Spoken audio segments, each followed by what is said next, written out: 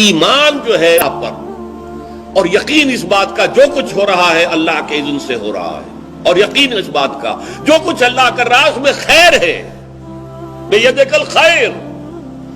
چاہے مجھے ایک بات ابھی ناگوار گزری ہے، مجھے تکلیف پہنچی ہے، اللہ کے اسکیم میں the higher level scheme of things, divine scheme of things کے اندر اس میں کوئی نہ کوئی خیر ہے، تم جانتے نہیں۔ اس کو کھولا گیا۔ پہلی بات تو یہ ہے کہ تمہیں خوشی ملے، راحت ملے، مسرت ملے، یا کوئی غم ہو یا رنج ہو یا دکھ ہو، دونوں حالتیں برابر ہیں، اس لیے کہ دونوں میں آزمائش ہے۔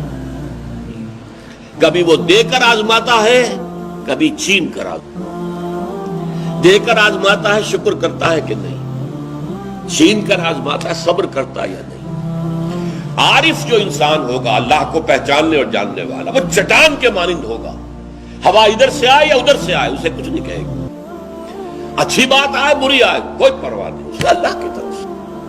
ما اصاب من مصیبت فی الارض ولا فی انفسکم الا فی کتاب من قبل ان نبرأها۔ یہ مضمون بڑی تفصیل سے پڑھ چکے ہیں سورہ تغابن میں۔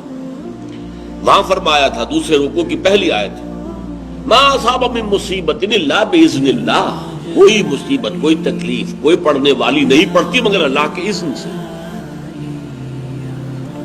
ما اصاب من مصیبت الا باذن اللہ ومن یؤمن باللہ یہدی قلبہ، اور جو اللہ پر ایمان رکھتا ہو اللہ اس کے دل کو ہدایت دے دیتا ہے۔ ہدایت چٹان کہ ادھر کی ہوا آئے یا ادھر کی آئے اس میں کوئی جنبش نہیں ہوگی۔ جتنا انسان دیکھیے، ایک ہوتا ہے فوری طور پر ایک ریفلیکس ایکشن کی حد تک متاثر ہو جانا، یہ تو ہوگا۔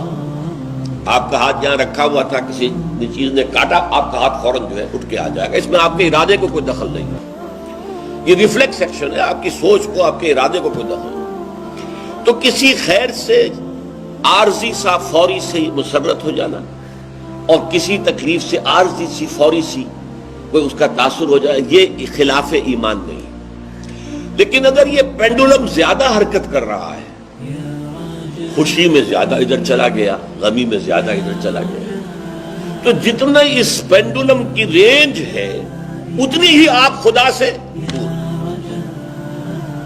اصل تو وہ چٹان ہوگی کہ جو بالکل متاثر، لیکن یہ کہ فوری سا تاثر یہ قابل معافی ہے، لیکن یہ زیادہ ادھر سے ادھر، ادھر سے ادھر، خوشی ہو گئی تو اترا رہے ہیں، پھولے نہیں سما رہے، پاؤں زمین پر نہیں پڑ رہے، اور اگر غم آ گیا ہے تو بالکل مایوس ہو کر بیٹھ گئے ہیں جھاگ کی طرح، کمر ہمت ٹوٹ گئی ہے، واویلا ہے، شیون ہے، فریاد ہے، ہاں اے فلک پیر جواں تھا ابھی عارف، کیا تیرا بگڑتا جو نہ مرتا کوئی دن اور، یہ فلک ناہنجار، یہ فلک کج رفتار، اس نے ہم پہ کیا کر دیا۔ یہ ساری باتیں جو ہے یہ اللہ سے محجوب ہونے کی علامت ہے۔ اب اس میں بھی درجے ہیں کئی۔ دیکھیے پہلی بات یہ ہے کہ خوشی والی بات ہو، غم والی بات ہو، دونوں برابر ہیں، کیونکہ یہ بھی آزمائش، وہ بھی آزمائش۔ یہ بات سورۃ الفجر میں کہی گئی بہت خوبصورت انداز میں۔ اللہ تعالیٰ نے انسان کی تھڑ دلے پن کی شکایت کرتے ہوئے، شکوہ کرتے ہوئے کہا فَأَمَّا الْإِنسَانُ إِذَا مَا ابْتَلَاهُ رَبُّهُ فَأَكْرَمَهُ وَنَعَمَهُ فَيَقُولُ رَبِّي أَكْرَمَنِ۔ اس انسان کا حال عجیب ہے جب اس کا رب اسے آزماتا ہے اور عزت دیتا ہے، نعمتیں دیتا ہے، تو کہتا ہے میرے رب نے مجھے بڑی عزت دے دی۔ وَأَمَّا إِذَا مَا ابْتَلَاهُ فَقَدَرَ عَلَيْهِ رِزْقَهُ، اور جب اللہ آزماتا ہے اسے اور اس کی روزی تنگ کر دیتا ہے، فَيَقُولُ رَبِّي أَهَانَنِ، یہ کہتا ہے رب نے مجھے ذلیل کر دیا۔ کلا، ہرگز نہیں۔ اب یہاں دیکھیے، سوچئے اس نے کیا غلط بات کہی۔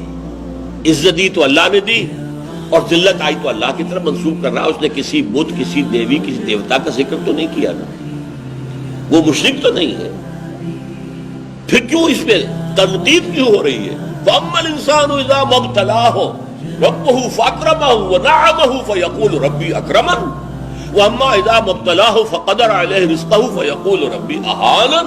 کلا، نہیں۔ کیا مطلب؟ یہ دونوں ابتلاءات ہیں، وہ بھی ابتلا ہے، یہ بھی ابتلا ہے۔ وہ چھین کر بھی آزما رہا ہے، دے کر بھی آزما رہا ہے، یہ تو آزمائش ہے، دونوں برابر ہیں۔ لیکن اس سے اگلا مرحلہ اور ہے۔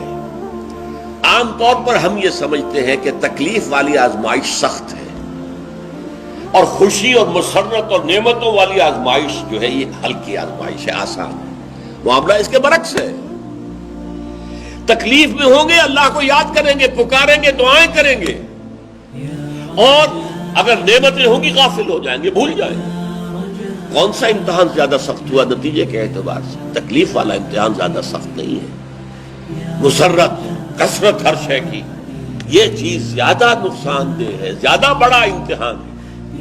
اس لیے خلق قرآن کے مسئلے پر جب وہ مار ماری گئی تھی امام احمد ابن حنبل رحمۃ اللہ علیہ کو، کہ جس کے بارے میں کہا جاتا ہے کہ اگر وہ مار کسی ہاتھی کو ماری جاتی تو وہ بھی چیخ اٹھتی، اس وقت ان کی آنکھوں میں کبھی آنسو نہیں آئے۔ پھر جب حکومت بدل گئی اور اب دارالخلافہ جو ہے اس میں وہ شخص متمکن ہے کہ جس کا نظریہ وہ خلق قرآن والا نہیں ہے، اب خلیفہ ایک آدمی کو بھیجتا ہے اشرفیوں کی تھیلی دے کر، یہ ہدیہ ہے، یہ نذرانہ ہے، جا کر احمد ابن حنبل کو دے آؤ۔ جب اس نے آ کے پیش کیا، رو پڑے، اے اللہ میں اس آزمائش کے قابل نہیں ہوں، یہ آزمائش سخت ہے۔ کہیں سے انعام پا کر حکومت سے پھر حق پر قائم رہنا مشکل ہو جائے گا۔ یہ ہے وہ صورتحال۔ ما اصاب من مصیبت فی الارض ولا فی انفسکم الا فی کتاب من قبل ان نبرأها ان ذلک علی اللہ یسیر لکی لا تأسوا علی ما فاتکم ولا تفرحوا بما آتاکم واللہ لا يحب كل مختال فخور۔ اور اللہ تعالیٰ کو شیخی خورے، فخر کرنے والے، اکڑنے والے بالکل پسند نہیں۔ الذین یبخلون ویامرون الناس بالبخل، جو اس حجاب میں آ جاتے ہیں وہ بخل کریں گے۔ دولت ہی سب سے بڑی شے ہے، سنبھال کر رکھو، خرچ کرو گے تو ختم ہو جائے گی، دولت کی بنیاد ختم ہو جائے گی۔ اپنی تجوریوں کو بھر کر رکھو، خالی نہ کرو۔ اور جو شخص خود بخل کرتا ہے وہ دوسروں کو بھی بخل کا مشورہ دیتا ہے تاکہ اس کے اپنی بخیلی پر بھی پردہ پڑا رہے۔ بھائی کیا کر رہے ہو تم نے؟ دونوں ہاتھ کھلے چھوڑ دیے ہیں، تمہیں کوئی فکر نہیں ہے، تمہاری اولاد ہے، اس کے ضرورت تقاضے ہوں گے، تمہاری بچیاں ہیں، ان کے ہاتھ گیلے کرنے ہوں گے، کیا تم نے سوچا ہوا ہے؟